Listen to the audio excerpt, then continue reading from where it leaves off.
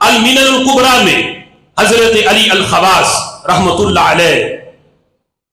ان کے مرید ہیں امام عبد الوہاب شعرانی رحمت اللہ علیہ، بڑے عظیم بزرگ ہیں۔ انہوں نے المنن الکبریٰ کے اندر اس بات کو لکھا کہ صحابہ اکرام علیہم رضوان کی محبت کے لیے کیا ضروری ہے۔ کہتے ہیں محبت صحابہ کے لیے صرف یہ کافی نہیں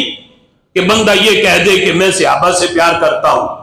جس طرح آج کچھ لوگ جو حضرت امیر معاویہ رضی اللہ تعالیٰ عنہ کے بارے میں جن کا نظریہ ٹھیک نہیں، وہ بھی کہہ دیتے ہیں کہ ہمیں صحابہ سے محبت ہے، لیکن بیچ میں پھر چند کا استثناء کرتے ہیں اور پھر ان پہ طعن و تشنیع بھی کرتے ہیں۔ امام عبد الوہاب شعرانی کہتے ہیں کہ صرف سطحی طور پر یہ کہہ دینا کہ مجھے صحابہ سے پیار ہے یہ کافی نہیں، محب صحابہ بننے کے لیے کیا ضروری ہے۔ امام عبد الوہاب شعرانی کہتے ہیں انما الواجب علینا، ہم پر صحابہ اکرام علیہم رضوان کی محبت اتنی واجب ہے لو کننا نعذب من جہتہم، اتنے صحابہ کی محبت کے گن گاؤ، اتنا ان کی نموز کا دفاع کرو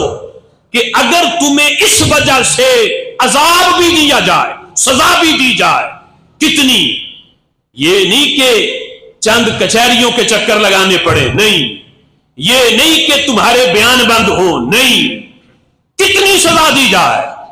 کہتے ہیں کما وقع لی بلال و صہیب و عمار،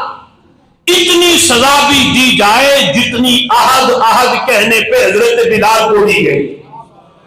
جتنی کلمہ توحید کہنے پہ حضرت صہیب کو دی گئی، جتنی سزائیں حضرت عمار بن یاسر رضی اللہ تعالیٰ عنہ کو دی گئیں۔ وہ تصور تو کرو حضرت بلال کی وہ سزائیں کہ کس طرح گرم کوئلوں کے اوپر کپڑے اتار کے انہیں لٹا کے پھر سینے پہ باری پتھر رکھے جاتے، یہاں تک کہ خون اور چربی سے پگھل کے پتھر بجھ جاتے، لیکن ظالم کا ظلم ختم نہ ہوتا۔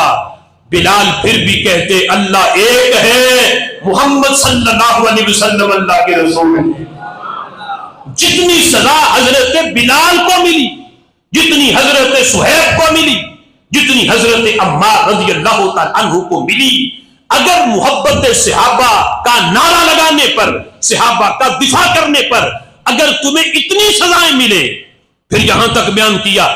کہا جتنی سزا حضرت امام احمد بن حنبل کو ملی وہ خلق قرآن کے مسئلے پہ، کس طرح کوڑے لگائے گئے وقت کے امام کو،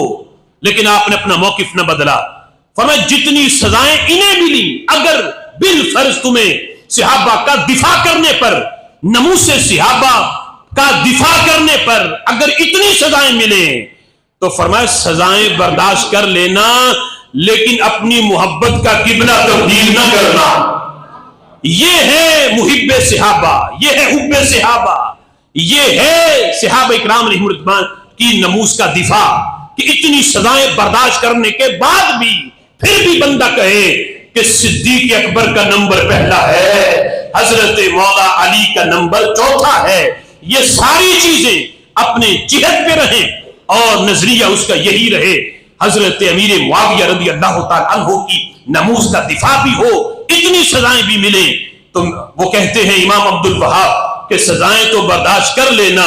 لیکن ان کی نموز پہ پہرا دینا نہ چھوڑنا۔ جو اس حد تک دفاع کرے، فرمایا اسے حقیقی معنوں میں صحابہ اکرام کا محب کہا جاتا ہے۔